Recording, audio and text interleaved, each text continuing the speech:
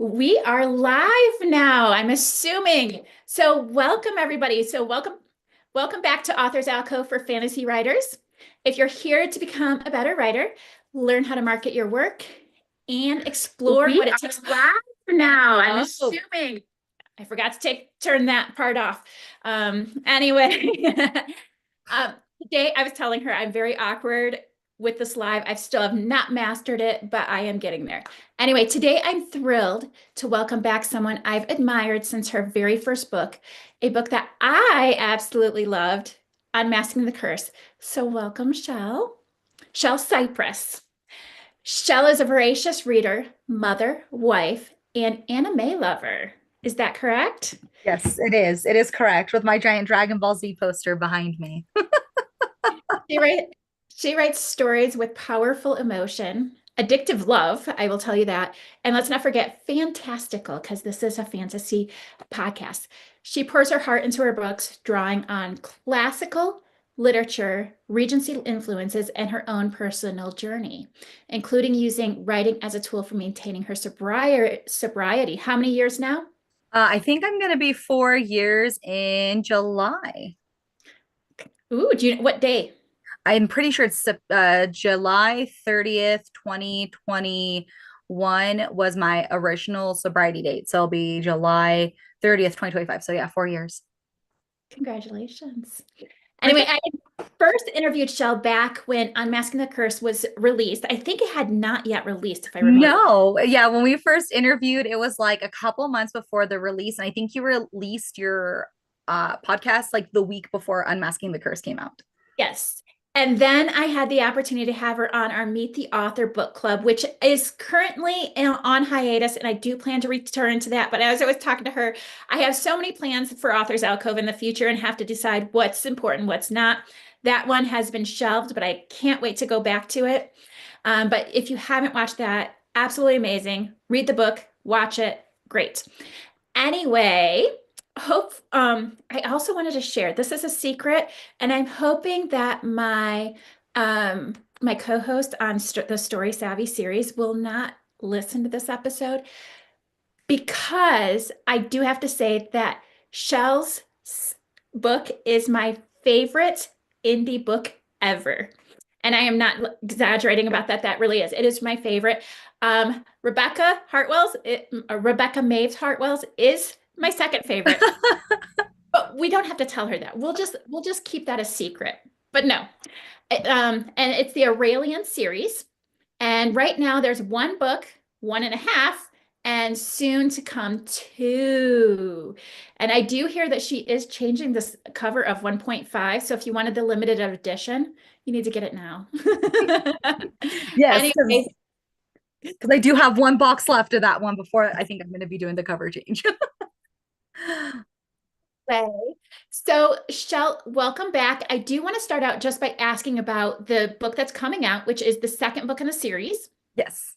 What is the title and when should we expect it? So I actually was working on it right before I came on. I have 4 chapters left before it goes to line edits. And like it's a beta reader line edit combo. And it is called Claiming the Curse. It is coming out on November 1st. I kind of have this thing where all my Aralian series books so far have come out on November 1st. So it just kind of is like a good, like little like anniversary, like yay for me. And so Unmasking the Curse follows the journey of Ariana, who's bound to enchanted porcelain mask to keep her deadly blight at bay. Everything changes when Silas Belmont comes into town and shows her a different way to handle her power. And they go through a journey together, and it's a lot of love, longing, pining, and quite the climactic end. And so, if you read Unmasking the Curse, Charming the Curse's consort follows one of our fiery side characters, Brielle, and we get a lot of backstory about without spoiling it about the true antagonists of the series through Brielle's perspective, as through just some of her life experiences, as well as her own new love story with a sweet cinnamon roll named Mateo. And then Claiming the Curse begins at the very end of the winter, the beginning of the spring.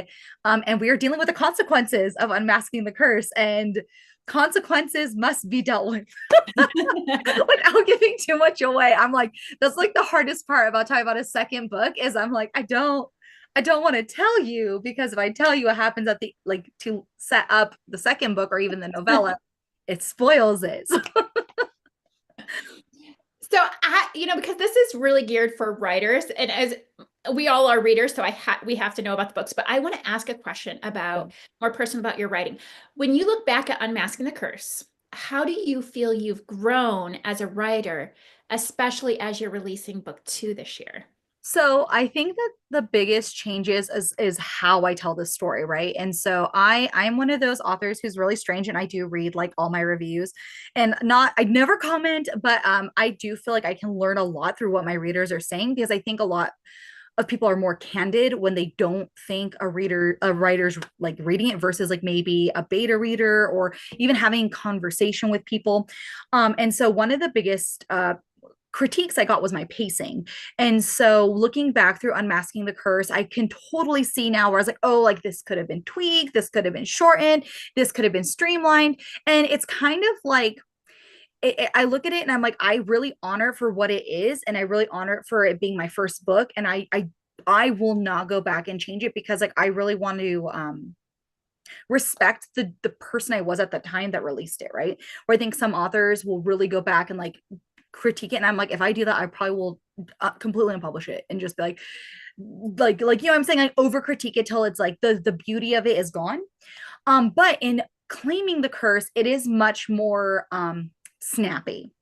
Like it is like I feel like I take you kind of like this, and I'm just like, we're going on an adventure, and we start with high stakes and we end with high stakes. And it is just I think that where Unmasking the Curse was this slow burn, yearning, pining, like Regency, just like, oh, I feel like the big question for me when I was writing Claiming the Curse, I wanted to ask is like, if you have found love, what would you do to keep it?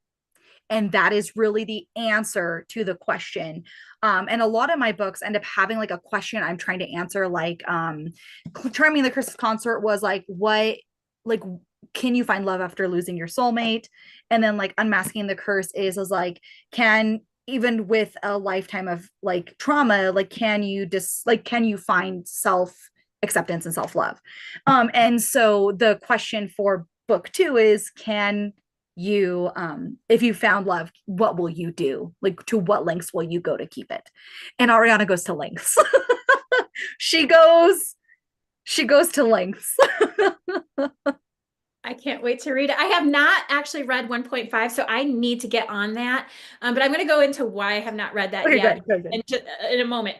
But one thing that you had said, you talked about pacing, and that's actually something that I'm doing this story savvy self-editing series with Rebecca Hartwell. She's an amazing developmental editor. I love plugging her because she when she was reading mine, like there were certain things that I knew I was not quite doing pacing right and my own story, and just learning like where the midpoint is. Like I knew that my midpoint was not in the midpoint, but Yeah. I didn't know how to adjust that.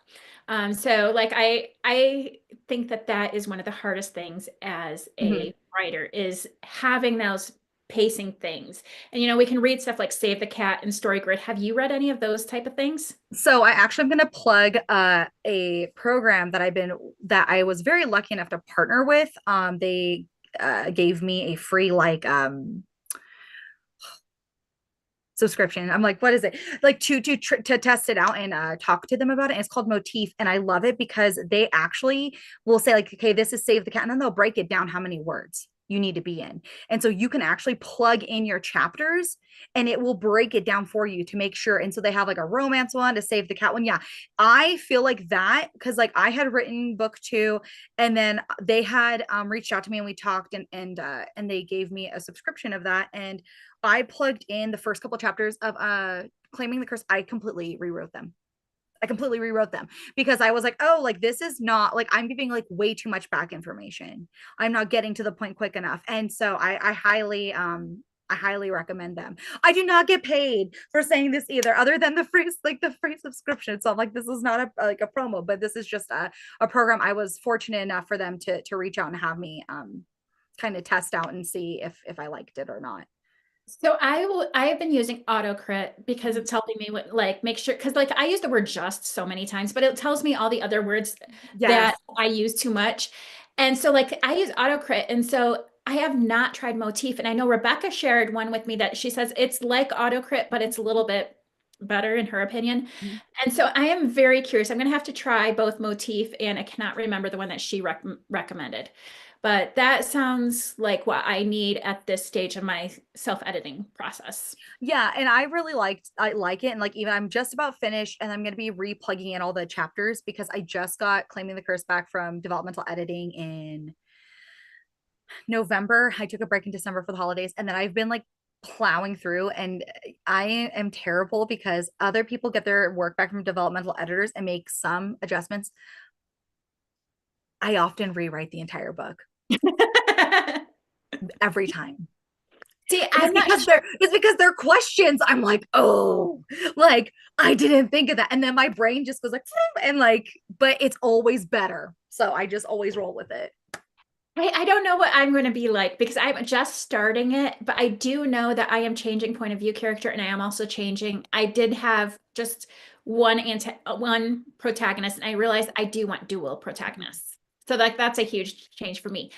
Speaking of point of view, Yes. the first book, I loved how so you had both your male and your female protagonist be be point of view characters, but you also had some parts that had your antagonist, and you go from first point of view, first person point of view for all of them, right? Yes. And then you have And in this one too is first person POV. All my writing is first person POV. I can't do first person, but That's okay. That's okay.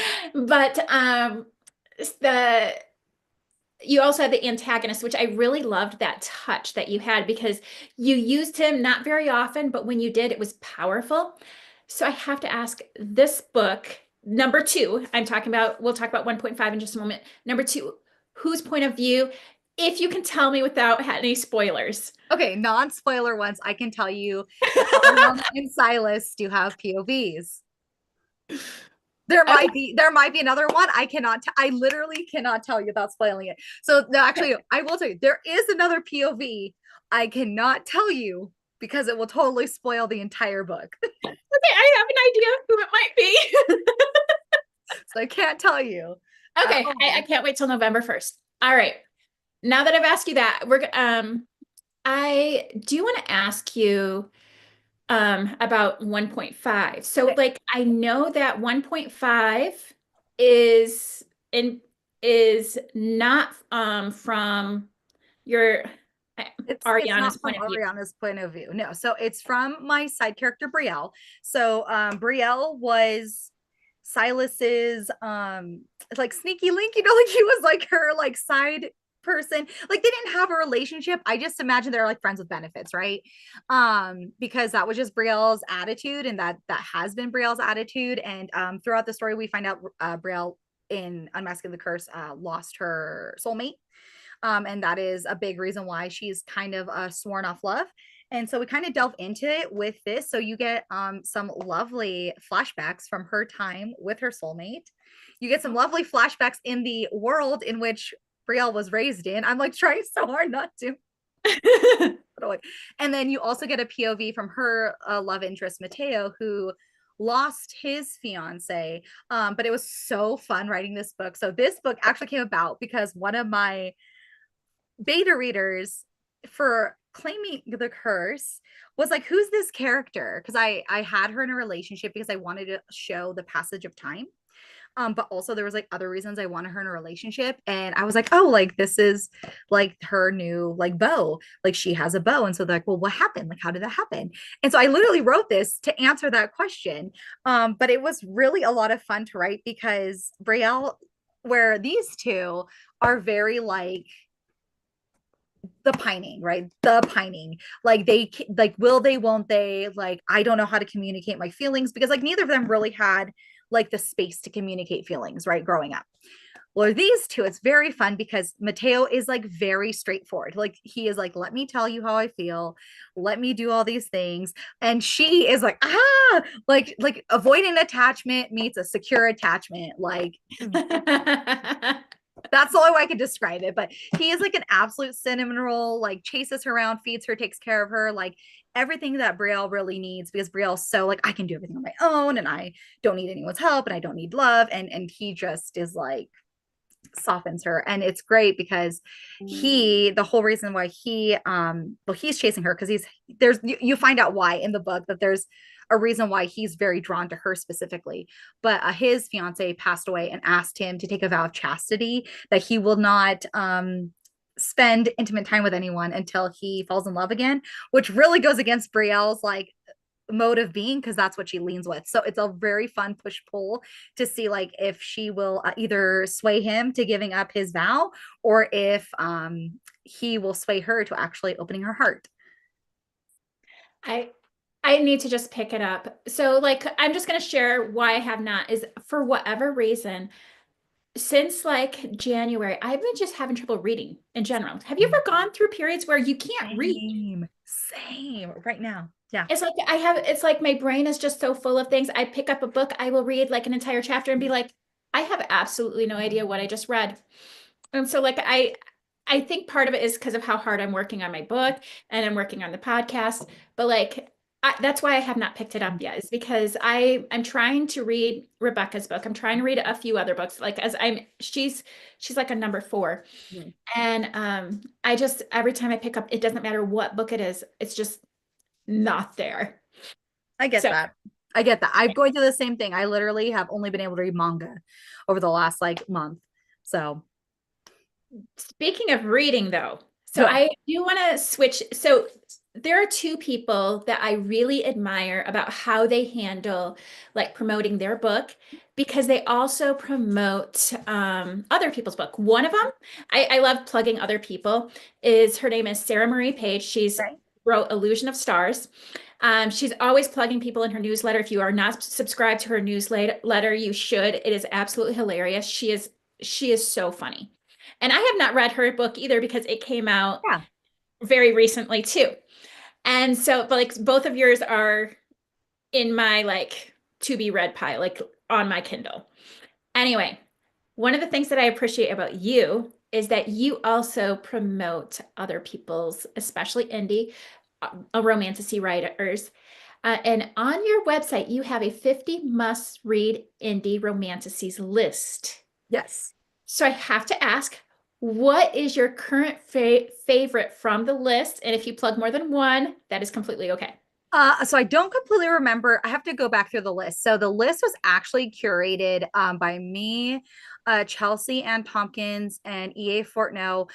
We had come together and we're like, hey, like there are so many lists about like the best like romantasy, and there's very rarely that they are indie. And so we went on to TikTok and we're like, hey, like we have this form. We want as many readers as we can, like over 2 weeks, to go through and submit who you think should be on this list. And so that's how the list was curated. I probably have to say it's actually probably I think I nominated Chelsea Ann's like might have, so it's probably her book Conduit of Light, or the other one, if I think it's on there that I also nominated because you can nominate like more than one, was The House of Glass and Night by TL Combs. Still one of my favorite books. If you like pining, brooding, like portal fantasy, FMC over the age of 30, like excellent book, like excellent book. Absolutely loved it. Still to this day one of my favorite indie books. So Like really love it. two that I would recommend is A Heart of Flame by Rebecca Maeve Hartwell and Unmasking the Curse by Chelle Cypress. Well, I have to read Rebecca's. I think that after we did the interview, I think I put her book on my TBR. But as you know, as most of us are, it's like our TBRs are like always growing. And I'm a mood reader, so it's hard. Another romantasy, because like I actually my primary thing that I like to read is actually middle grade because that's what I write. And that's um I like the that world. I like whatever. But if my next one would be romantasy, and I really want to read Illusion of Stars because Seriously, Sarah Marie Page, she is hilarious in her newsletters, and I'm curious if it translates to her book, but that's another Probably. one you should put on your But TBR. when we're off this, send me the email and I will add it to the TBR. I will forget. As soon as we should like shut this off, I'll be like, there was something about stars, and I'll be like, Okay, back to the writing aspects, though. I do want to ask, as an author, I noticed that you do a lot of author events, like yes. the one coming up. It's Prineville's May Market, I Yeah, think. yeah, yeah. It's in Oregon Yeah. or Oregon. How do you say Oregon? Oregon. Yeah. Oregon. Okay. I used to call it Oregon in Michigan, and everybody here around here on this side of the country says Oregon. So I'm It's like, Oregon. maybe that it's starting to come more natural, Oregon. Okay. What has your experience been like doing author events? Would you recommend them? What do you like about them? What don't you like about them? So like the May market in Prineville is actually like a makers market event, and I highly like I cannot say enough. I think that more authors should utilize makers markets, and these are like markets where they have artists or like people doing artisanal things. So I think I'm gonna be doing one in Prineville, two in Sun River, and one in Redmond at the end of the year. And they have been my most like lucrative because a lot of times I'm the only author there, or there might only be one other author there, and then I might be next to like I think one time I was next to like a hot cocoa bomb person, an artist, like someone who'd made quilts. But it's great because you get people from different walks of life who maybe wouldn't have come across your book because like they aren't into going to like they aren't the kind of readers that go to book conventions, right? They're probably readers who are more like they see books, they read them in the library, they enjoy books, but like they're not going to be going to those conventions specifically to see you. And I think it really has helped me expand my audience, because I will say the coolest thing that happened was I did this in last November. I did this one called was it Redmond's Old Fashioned Christmas. I sold out. I sold out the first day. And this one lady drove all the way from another town because she was like, "Oh my God, like you're my favorite author." And I was like, "I'm sorry. I think that you confused me with someone else." And she's like, "No, no, no, no, no, no, no, no, no. Like I've seen you on TikTok." And so she was so sweet because then she came because I had ran out of copies of my novella. So she came back to the next event. And so it's so fun because like you get to meet people in your community. I've gotten to connect with other writers, and like I've gotten to meet readers who I wouldn't have met at these bigger bookish events. And also like the overhead cost is so much better because I don't have to drive, I don't have to have a hotel. Like usually the table fees are a lot lower than going to book events. And then I don't have to stress. I haven't done a flying one yet, but it just the travel costs are a lot lower. And then this year I'm limited myself to only doing bookish events I could drive to in the PNW. Last year I did one in San Diego, one in Lincoln City, Oregon, one in Florence, Oregon, and then one in Portland, Oregon. And I would say it's always kind of like hit or miss, right? Because like when people come, it depends on like the genre. So like one of them was more of an open genre. So like not everyone might be looking for romance books. And you're also like have like all these other authors around you, right? So it's like where when I go to these like local events, I'm like a novelty almost. And so like it's more likely that people are gonna pick up my book. But then when you're up against like everybody, like not up against, but like when you have all these other authors around you, like somebody might be like, okay, I'm gonna buy 10 books, and then they're gonna pick through like 50 other authors than you. So it is still like, so if you're looking at it from like that financial perspective, like that is something to consider. Also, like I will say events tables are a little bit more expensive. And then if you're having to travel, you have to factor in the hotel costs, like the driving costs, like all those things. So I've found like from a like money perspective, like the local events are often more lucrative for me than the bookish events. But if you're looking to go for community, which is why I usually go, and you're wanting to meet your other friend, your author friends, and you're wanting to meet other readers, and you're wanting to connect with other people, like that's why you go. So I think it comes down to like mindset, right? It's like if you're going with the mindset to these bookish events where it's like, I want to have a good time, I want to meet people, I want to meet the narrators I've talked to on TikTok, I want to meet the other readers I've talked to, it is fantastic. But if you're going thinking like I'm gonna like sell like a ton of books. Like you might not. It's hit or miss. You just don't know how it's gonna go. But I this year I'm going to Hot and Steamy Portland or Hot and Steamy PNW in the end of May, Fave Revelries here in Brasada Ranch, Bend, Oregon, which I'm very excited about. It's a cosplay event. So like I'm super excited about that one. And then the Fay Ball in Portland. So I'm curious to see how those go. Like I said, it's always a different experience. You never know how it's gonna go, and you gotta go with like an attitude of like, I want to meet people, I want to hang out, and I want to have a good time. I'm very curious about those. I have a question. Can you hear my dog whining? A little bit now that you pointed out, not until you, Okay. not at all So until you I'm going to open the door. I know this is live. I'm going to open the door. My dog is 14 years old and he's blind and he's having a hard time right now. So I'm going to Okay. open the door so he can come in. So I apologize. Oh, that's totally fine. All right. I know there's enough dog and cat lovers that they can understand somebody stopping an interview to attend to Cool. their 14-year-old Cool. old blind dog. Anyway, go back to the interview. So how do you choose which ones and how do you find them? So there is actually I've been really fortunate to have access to like a master list. And so if you're actually if you're an indie author and you want access to the master list, it's been shared through a lot of indie authors. I'm happy to share it. But it lists all the different events throughout all the different like states and cities and stuff like that and when they're coming up. And oftentimes what I'll do is and it's hard, right? Because like I'm booked out for events to 2027 right now. And so because they fill up really fast, like I have like a couple events in 2026, I'm already signed up for a couple, like I think two events I'm already signed up for 2027. And so what ends up happening is I apply to ones that seem like a good time that I want to go to. And then, you know, it's hit or miss, right? I've applied to some and not gotten in.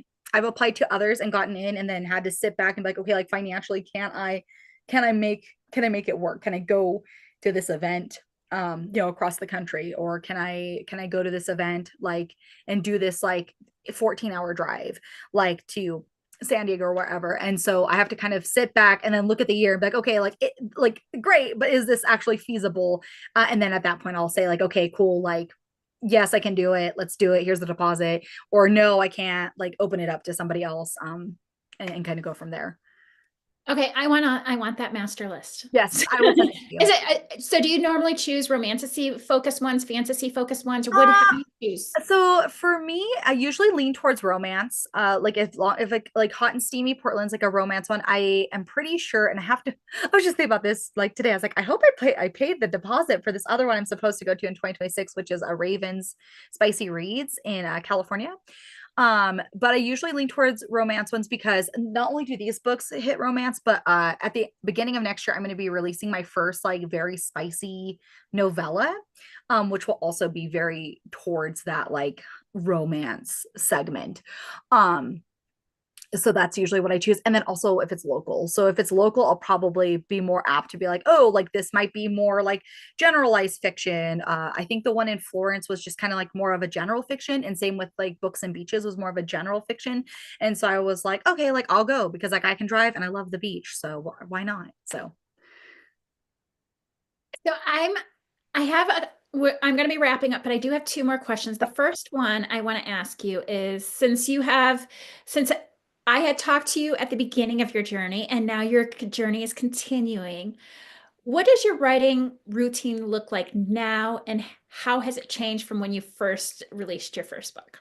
I think I was much more intense with my writing routine when I first did it. And it makes a lot of sense. I was a night writer.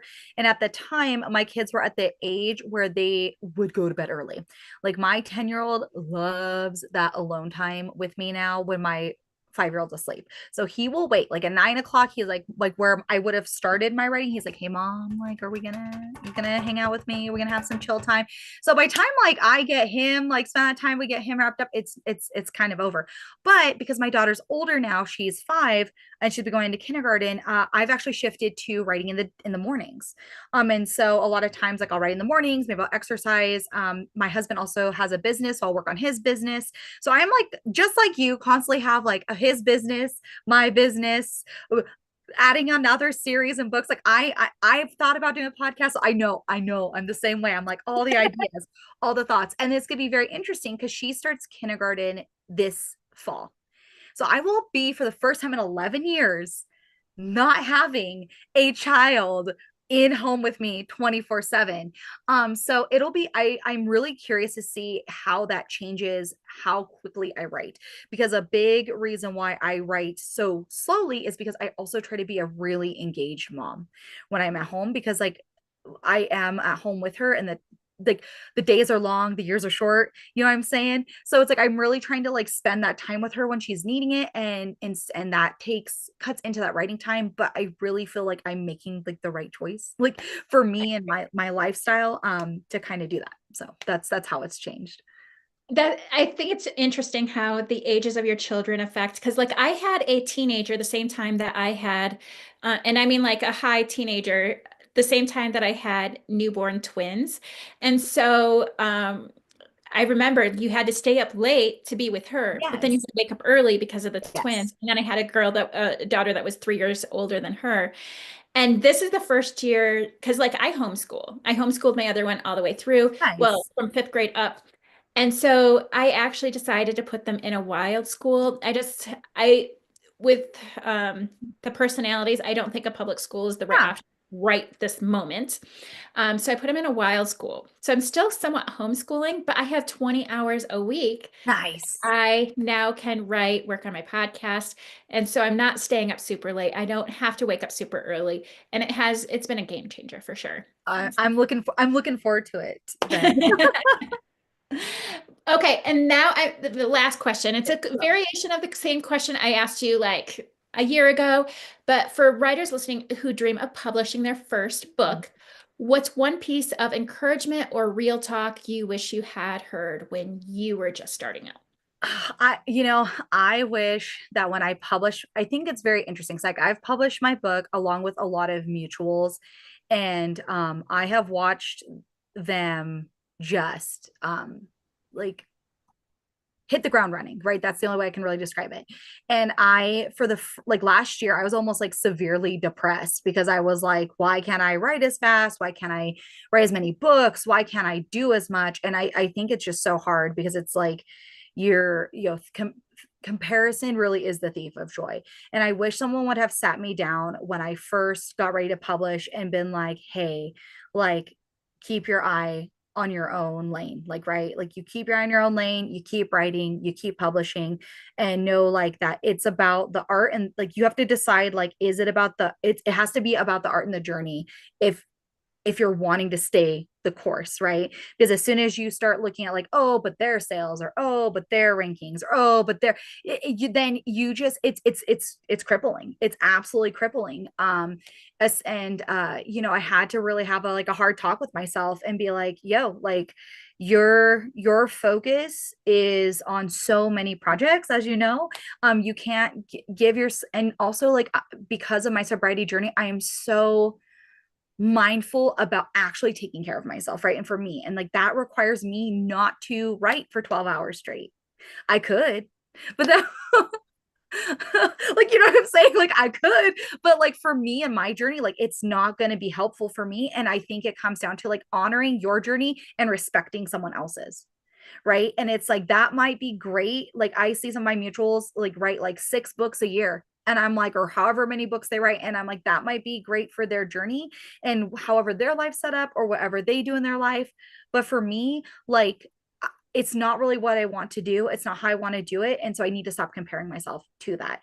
And that realizing like whether your book has like 5 readers, 100 readers, 1,000 readers, it matters. It matters because like I still to this day, do you want to know what makes me realize like I'm a good writer is that we had that um that big book review, and I don't remember your friend's name, but I still remember our conversation about her talking about her with her mother. Oh, yes. Reading the book, Ron 3. Yep. I get chills just like to reading the book, she felt seen. And it was like that has always been my goal, is for someone to walk away with my book and go, someone understands me.